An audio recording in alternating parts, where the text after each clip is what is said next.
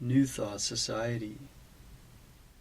Education is the most powerful weapon which you can use to change the world. Nelson Mandela.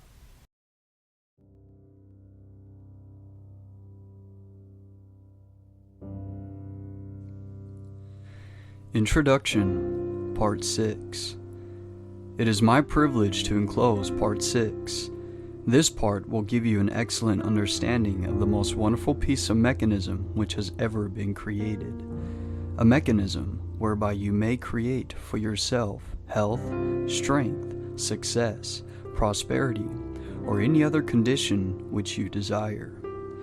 Necessities are demands, and demands create action, and actions bring about results. The process of evolution is constantly building our tomorrows out of our todays. Individual development, like universal development, must be gradual with an ever-increasing capacity and volume. The knowledge that if we infringe upon the rights of others, we become moral thorns and find ourselves entangled at every turn of the road should be an indication that success is contingent upon the highest moral ideal, which is, quote, the greatest good to the greatest number, end quote. Aspiration, desire, and harmonious relations constantly and persistently maintained will accomplish results. The greatest hindrance is erroneous and fixed ideas. To be in tune with eternal truth, we must possess poise and harmony within.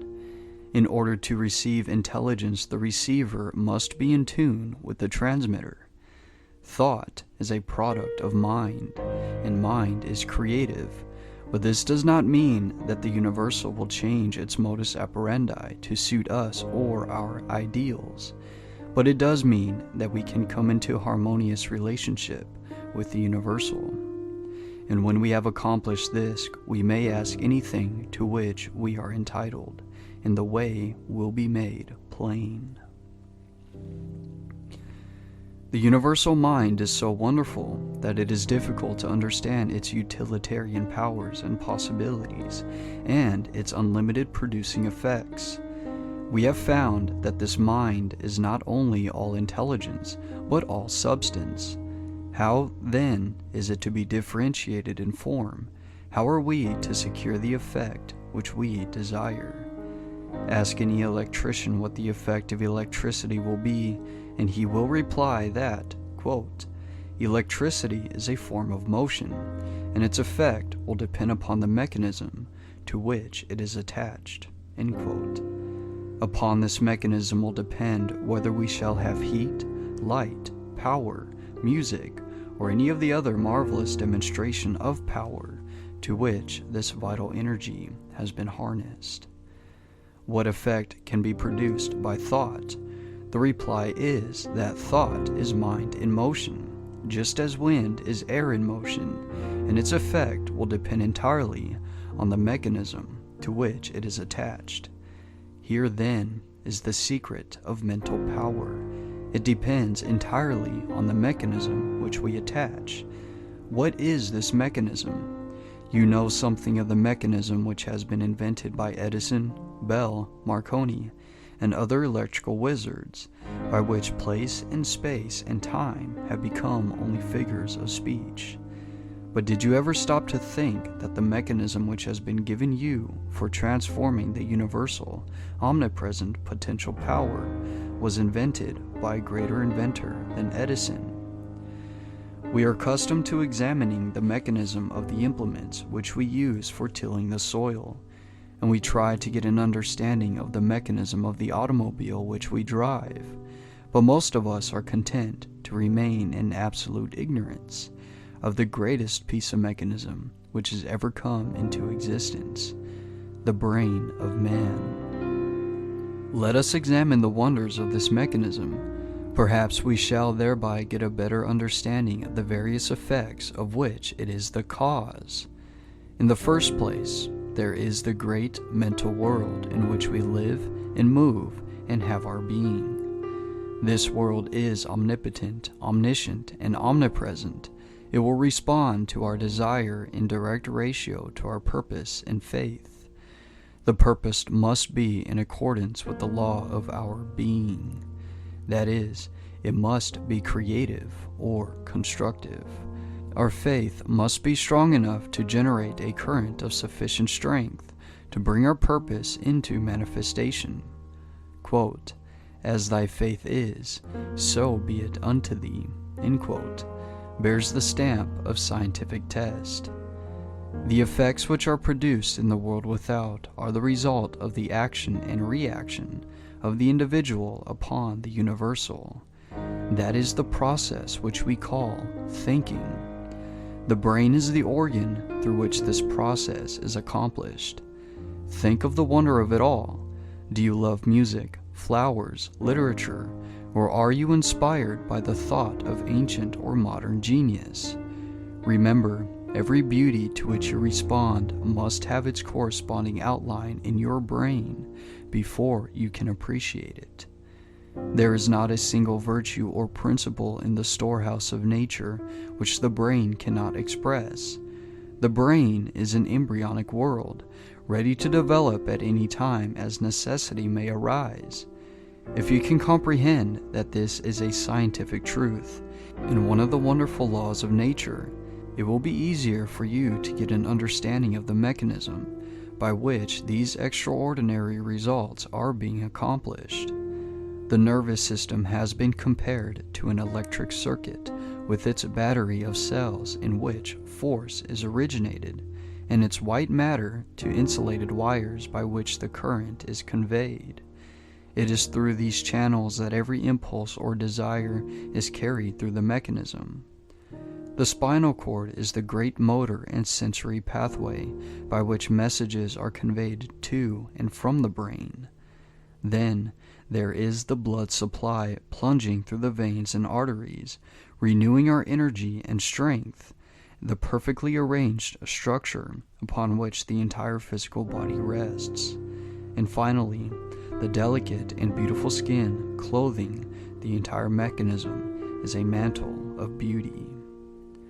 This then is, quote, "the temple of the living God," end quote, and the individual I is given control, and upon his understanding of the mechanism which is within his control will the result depend. Every thought sets the brain cells into action. At first, the substance upon which the thought is directed fails to respond, but if the thought is sufficiently refined and concentrated, the substance finally yields and expresses perfectly. This influence of the mind can be exerted upon any part of the body, causing the elimination of any undesirable effect. A perfect conception and understanding of the laws governing in the mental world cannot fail to be of inestimable value in the transaction of business, as it develops the power of discernment and gives a clearer understanding and appreciation of facts. The man who looks within instead of without cannot fail to make use of the mighty forces which will eventually determine his course in life, and so bring him into vibration with all that is best, strongest, and most desirable. Attention or concentration is probably the most important essential in the development of mind culture. The possibilities of attention, when properly directed, are so startling that they would hardly appear credible to the uninitiated. The cultivation of attention is the distinguishing characteristic of every successful man or woman, and is the very highest personal accomplishment which can be acquired. The power of attention can be more readily understood by comparing it with a magnifying glass in which the rays of sunlight are focused. They possess no particular strength, as long as the glass is moved about and the rays directed from one place to another. But let the glass be held perfectly still, and let the rays be focused on one spot for any length of time. The effect will become immediately apparent. So with the power of thought. Let power be dissipated by scattering the thought from one object to another, and no result is apparent. but focus this power through attention or concentration on any single purpose for any length of time, and nothing becomes impossible. A very simple remedy for a very complex situation, some will say. All right, try it. You who have had no experience in concentrating the thought on a definite purpose or object. Choose any single object and concentrate your attention on it for a definite purpose for even 10 minutes. You cannot do it. The mind will wander a dozen times, and it will be necessary to bring it back to the original purpose. And each time the effect will have been lost, and at the end of the 10 minutes, nothing will have been gained, because you have not been able to hold your thought steadily to the purpose. It is, however, through attention that you will finally be able to overcome obstacles of any kind that appear in your path, onward and upward. And the only way to acquire this wonderful power is by practice. Practice makes perfect, in this as in anything else. In order to cultivate the power of attention, bring a photograph with you to the same seat in the same room, in the same position as heretofore. Examine it closely at least 10 minutes. Note the expression of the eyes, the form of the features, the clothing, the way the hair is arranged. In fact, note every detail shown on the photograph carefully. Now, cover it and close your eyes and try to see it mentally. If you can see every detail perfectly and can form a good mental image of the photograph, you are to be congratulated. If not, repeat the process until you can. This step is simply for the purpose of preparing the soil. Next week we shall be ready to sow the seed. It is by such exercises as these that you will finally be able to control your mental moods, your attitude, your consciousness. Great financiers are learning to withdraw from the multitude more and more, that they may have more time for planning, thinking, and generating the right mental moods.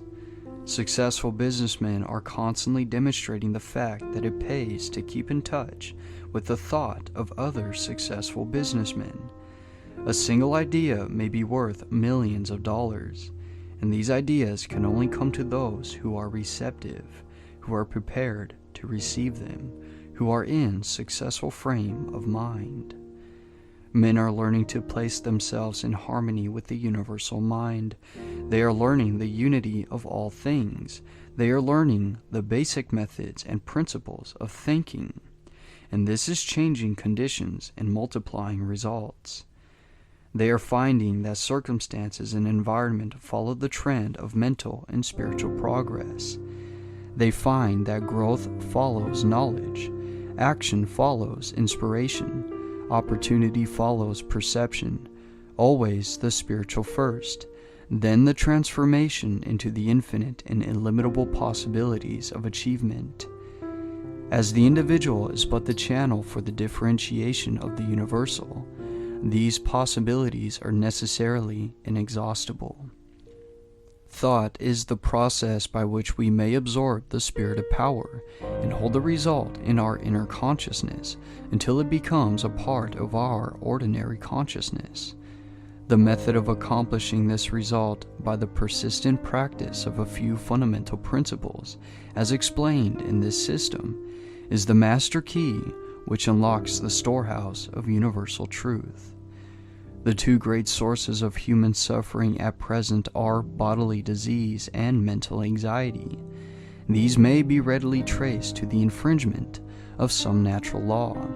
This is, no doubt, owing to the fact that so far knowledge has largely remained partial, but the clouds of darkness which have accumulated through long ages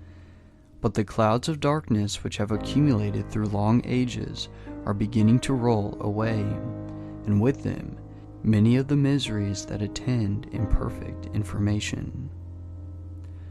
Quote, that a man can change himself, improve himself, recreate himself, control his environment, and master his own destiny is the conclusion of every mind who is wide awake to the power of right thought in constructive action."